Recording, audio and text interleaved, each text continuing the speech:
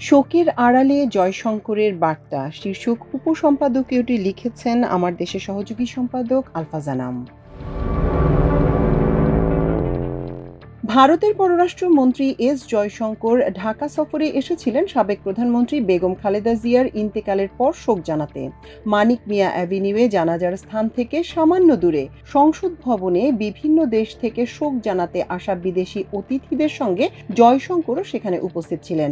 জানাজার আগে বিএনপির স্থায়ী কমিটির সদস্য নজরুল ইসলাম খান বেগম খালেদা জিয়ার সংগ্রাম মুখর জীবনের উপর আলোকপাত করতে গিয়ে বলেন, ফ্যাসিবাদী হাসিনার ব্যক্তিগত প্রতিহিংসার শিকার হয়ে মিথ্যা মামলায় 2018 সালের 8ই ফেব্রুয়ারি থেকে 2 বছরের বেশি সময় অন্ধকার কারাগারে আবদ্ধ থাকার সময় উপযুক্ত চিকিৎসার অভাবে দেশনেত্রী দারুণভাবে অসুস্থ হয়ে পড়েন। দেশবাসী সাক্ষী, হেঁটে তিনি কারাগারে প্রবেশ করেছিলেন, কিন্তু নির্জন কারাগারে থেকে তিনি বের হয়ে এলেন চরম অসুস্থতা নিয়ে। দেশ বিদেশের চিকিৎসকদের মতে পরবর্তী সময় গৃহবন্দিত্বে 4 বছর তাকে বিদেশে চিকিৎসার সুযোগ না দেওয়ার কারণেই তার অসুস্থতা বৃদ্ধি পেয়েছে। এর ফলে অবশেষে মৃত্যুর কাছে হার মানতে হলো এই অপরাজেয় নেত্রীর। তাই এই মৃত্যুর দায় থেকে ফ্যাসিবাদী হাসিনা কখনো মুক্তি পাবে না। বাংলাদেশে শেখ হাসিনার একদলীয় ফ্যাসিবাদী শাসনের প্রধান সমর্থক ও সহযোগী ছিল ভারত। এমনকি গুম ও খুনের মতো নিপীড়নমূলক শাসন কায়েমে সব ধরনের সহায়তা দিয়েছে দিল্লি। খালেদা জিয়াকে ঢাকায় যেমন লাখো মানুষ চোখের পানিতে শেষ বিদায় জানিয়েছে, তখন পলাতক হাসিনা দিল্লিতে কঠোর নিরাপত্তা বেষ্টনীর মধ্যে কোনো এক গোপন স্থানে পালিয়ে আছেন। এটাই হয়তো ছিল প্রকৃতির সবচেয়ে বড় প্রতিশোধ। এমনকি তাকে আশ্রয় দেয়া মনিব রাষ্ট্রের প্রতিনিধিও খালেদা জিয়ার শেষ বিদায়ের অনুষ্ঠানে হাজির হয়েছেন। শুধু হাসিনা নন, গুম, খুন ও রাজনৈতিক নিপীড়নের সঙ্গে জড়িত ফ্যাসিস্ট মন্ত্রিসভার সদস্যরা কলকাতা ও দিল্লিতে অবস্থান করছেন। বিচারাধীন কিংবা দণ্ড পাওয়া সেনা ও পুলিশ কর্মকর্তা এবং সন্ত্রাসের সঙ্গে জড়িত আওয়ামী লীগের কয়েক হাজার নেতাকর্মী এখন ভারত সরকারের আশ্রয়ে আছেন। হাসিনা সরকার যখন বেগম খালেদা জিয়ার জামিনের অধিকার হরণ করে নিপীড়নমূলক শাস্তি চাপিয়ে দিয়েছিল, তখন বিশ্বের অনেক মানবাধিকার সংস্থা উদ্বেগ প্রকাশ করেছিল, কিন্তু ভারত সরকার ছিল নীরব। খালেদা জিয়া কখনো ভারতের পছন্দের ব্যক্তি ছিলেন না। তার একটাই কারণ, তিনি ছিলেন দক্ষিণ এশিয়ার আধিপত্যবাদ বিরোধী এক অনড় রাজনৈতিক নেত্রী, যিনি কখনো ভারতের কাছে মাথা নত করেননি। হাসিনার পতনের সঙ্গে সঙ্গে বাংলাদেশের উপর দিল্লির একচেটিয়া কর্তৃত্বের অবসান ঘটে। তবে নীরবে আওয়ামী লীগকে আবার দেশের রাজনীতিতে ফিরিয়ে আনার চেষ্টা করে ভারত। এজন্য ইউনূস সরকারের উপর নানাভাবে চাপ প্রয়োগের চেষ্টা করে দেশটি। ফলে ভারত বাংলাদেশ সম্পর্ক তলানিতে এসে থাকে। অন্তর্বর্তী সরকার দায়িত্ব গ্রহণের পর থেকে ভারতে অব্যাহতভাবে চলছে বাংলাদেশ বিরোধী প্রচারণা। ক্ষমতাসীন উগ্র হিন্দুত্ববাদী দলের নেতাকর্মীরা দিল্লি ও ত্রিপুরায় বাংলাদেশ হাইকমিশনে হামলা করেছে। সর্বশেষ ইন্ডিয়ান প্রিমিয়ার লিগ বা আইপিএল এ খেলা থেকে বাংলাদেশি ক্রিকেটার মোস্তাফিজুর রহমানকে বাদ দেওয়া হয়েছে। এজন্য অজুহাত হিসেবে দেখানো হয়েছে ময়মনসিংহের ভালুকায় চাকরি সংক্রান্ত বিরোধকে কেন্দ্র করে দীপু চন্দ্র দাস নামে এক যুবককে গণপিটুনি দিয়ে হত্যা করা হয়। এই হত্যাকাণ্ডকে সাম্প্রদায়িক রূপ দিয়ে একজন হিন্দু ধর্মাবলম্বীকে হত্যা হিসেবে তুলে ধরে মোস্তাফিজকে বাদ দেওয়া হয়। অথচ শুধু ধর্মীয় পরিচয় কিংবা অনুশাসন মানার কারণে ভারতে প্রতি মাসে মুসলমান ও খ্রিস্টান হত্যা করা হচ্ছে, কিন্তু এ নিয়ে প্রতিবেশী মুসলিম দেশগুলো ভারতের অভ্যন্তরীণ বিষয় কখনো নাক গলান না।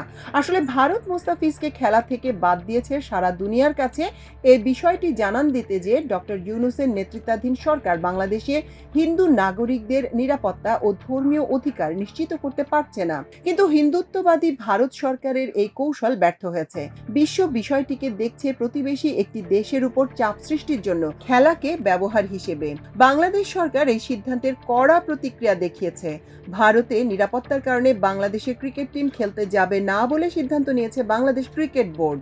একই সঙ্গে আইপিএল এর খেলা সম্প্রচার বন্ধ করে দেওয়া হয়েছে। দেশের মানুষ সরকারের এই আত্মমর্যাদার কূটনৈতিক প্রচেষ্টাকে স্বাগত জানিয়েছে। ক্রিকেট খেলাকে কেন্দ্র করে ভারত বিচ্ছিন্ন হয়ে পড়েছে। পাকিস্তান আগেই ভারতে খেলতে অস্বীকৃতি জানিয়েছে। আইপিএলে মোস্তাফিজকে খেলা বাদ দেওয়ার এই সিদ্ধান্তটি এসেছে জয়শঙ্করের ঢাকা সফরের 3 দিনের মধ্যে। ফলে বাংলাদেশের মানুষের মধ্যে এই প্রশ্ন উঠেছে, ঢাকার সঙ্গে নয়াদিল্লি সত্যি কি স্বাভাবিক ও বন্ধুসুলভ সম্পর্ক চায়, না শোক প্রকাশের ছদ্মাবরণে ভারত বিভাজনমূলক অন্য কোনো কৌশল কাজ করছে। অনেক বিশ্লেষক মনে করেন, আগামী নির্বাচন সামনে রেখে দিল্লির বাংলাদেশ নীতিতে পরিবর্তন আনার চেষ্টা করা হচ্ছে। ইউনূস সরকারের সঙ্গে সম্পর্ক স্বাভাবিক না হলেও বিএনপির সঙ্গে সম্পর্ক ঘনিষ্ঠ করার উদ্যোগ নিয়েছে দিল্লি। শেখ হাসিনার পতন ও পলায়ন এখনো ভারতের নীতি নির্ধারকরা মেনে নিতে পারছেন না। অন্তর্বর্তী সরকারের উপর চাপ সৃষ্টি করতে যেন অঘোষিত যুদ্ধ ঘোষণা করছে। এর প্রধান কারণ, অন্তর্বর্তী সরকার ভারত নির্ভর পররাষ্ট্রনীতি থেকে বেরিয়ে এসে যুক্তরাষ্ট্র, পাকিস্তান ও চীনের সঙ্গে ভারসাম্যমূলক সম্পর্ক প্রতিষ্ঠার চেষ্টা করে যাচ্ছে। ভারতের উপর নির্ভরতা কমাতে বাংলাদেশ যুক্তরাষ্ট্রের সঙ্গে বড় আকারের কয়েকটি বাণিজ্য চুক্তি করে। অন্যদিকে পাকিস্তান ও তুরস্কের সঙ্গে সম্পর্ক জোরদার করার উদ্যোগ গ্রহণ করে। চীনের সঙ্গেও বাণিজ্যিক সম্পর্ক অব্যাহত আছে। এমন পরিস্থিতিতে বাংলাদেশ নীতিতে নীতি নির্ধারকদের মধ্যে অস্থিরতা তৈরি হয়। ভারত হয়তো এখন অনুধাবন করতে পারছে, বাংলাদেশের ওপর হাসিনা সরকারের আমলে যে কর্তৃত্ব প্রতিষ্ঠা করা হয়েছিল তা আর সম্ভব হবে না।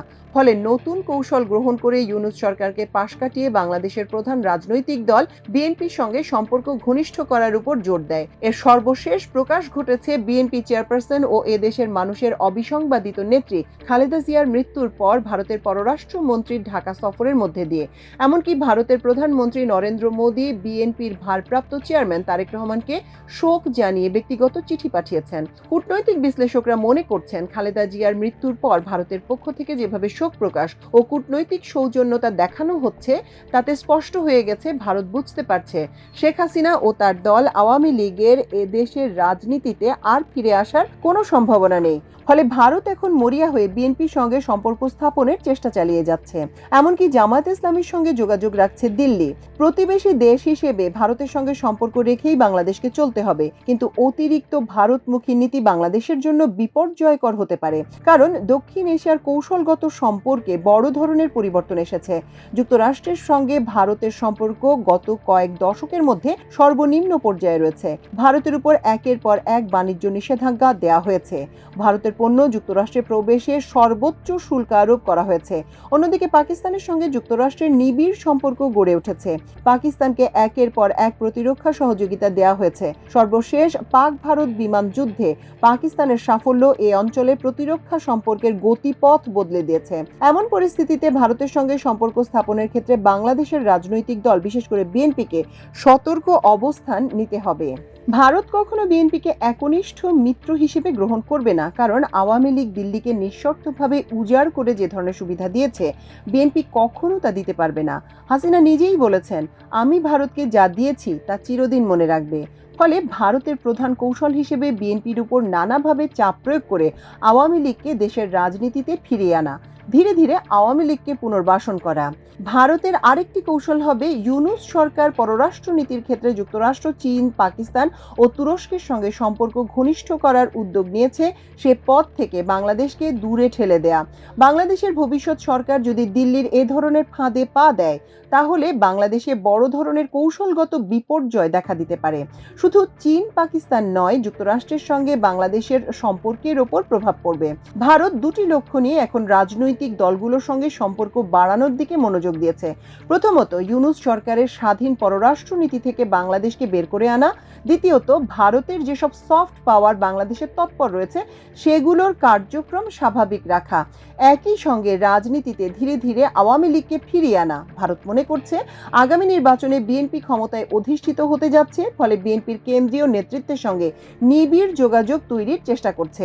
বিএনপি এক্ষেত্রে কতটা স্বাধীন অবস্থান নিতে পারে, সেদিকে দেশের মানুষের নজর রয়েছে।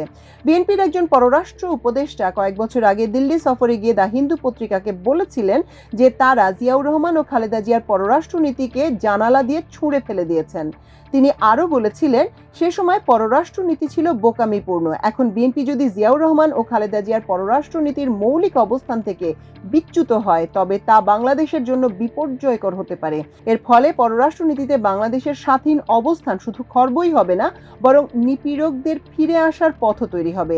ঢাকা ও দিল্লির মধ্যে সম্পর্কের প্রধান ভিত্তি হবে বাংলাদেশের অভ্যন্তরীণ রাজনীতিতে ভারতের হস্তক্ষেপ বন্ধ করা, মানবতা বিরোধী অপরাধে দণ্ডপ্রাপ্ত আওয়ামী লীগ নেতাদের ফিরিয়ে আনার দাবি থেকে সরে না আসা, একই সঙ্গে যুক্তরাষ্ট্র, চীন ও পাকিস্তানের সঙ্গে ভারসাম্যমূলক সম্পর্ক বজায় রাখা। বাংলাদেশের মানুষের সামনে ভারতের অবস্থান এখন খুব স্পষ্ট। ভারতের দিকে ঝুঁকে পড়াকে এদেশের মানুষ ভালোভাবে গ্রহণ করবে না। বিশেষ করে তরুণ সমাজ বিএনপির সঙ্গে ভারতের সম্পর্কের উপর সতর্ক দৃষ্টি রাখবে। বাংলাদেশের রাজনৈতিক নেতাদের বুঝতে হবে এদেশের মানুষ এখনো প্রবলভাবে ভারতের উপর ক্ষুব্ধ। তারা মনে করে গত ১.৫ দশকে গণতন্ত্র হত্যা ও বিরোধী নেতাকর্মীদের গুম খুনের সঙ্গে ভারত জড়িত। বিএনপি নেতা সালাউদ্দিন আহমেদ ও জামায়াত নেতা মাওলানা সাঈদীর সাক্ষী, সুখরঞ্জন বালী তার বড় উদাহরণ। এছাড়া বিরোধী রাজনৈতিক নেতাদের ফাঁসি দিয়ে হত্যা করার পেছনে ভারতের সরাসরি ভূমিকা ছিল। ছাত্র জনতার অভ্যুত্থানের সময় ১৪০০ মানুষকে হত্যা এবং ২০,০০০ মানুষকে পঙ্গু করে দেয়া হলেও এর নিন্দা করা হয়নি, বরং সে সময় ভারত হাসিনার পাশে দাঁড়িয়েছিল। এখন মানবতা বিরোধী অপরাধে দণ্ডিত সবাইকেই তারা আশ্রয় দিয়েছে। সর্বশেষ শরীফ ওসমান হাদির হত্যাকারীদের আশ্রয় দিয়েছে ভারত। এমন পরিস্থিতিতে বিএনপি কিংবা অন্য যে কোনো রাজনৈতিক দলের ভারতের সঙ্গে সম্পর্ক স্থাপনের ক্ষেত্রে এদেশের মানুষের দৃষ্টিভঙ্গিকে আমলে নিতে হবে। না হলে ভারতে দিল্লির সঙ্গে সম্পর্ক স্থাপনকে কেন্দ্র করে দেশে বড় ধরনের রাজনৈতিক অস্থিরতার মুখোমুখি হতে হবে। মনে রাখতে হবে, বাংলাদেশের মানুষ আর কখনো ভারত নির্ভর পররাষ্ট্রনীতি মেনে নেবে না।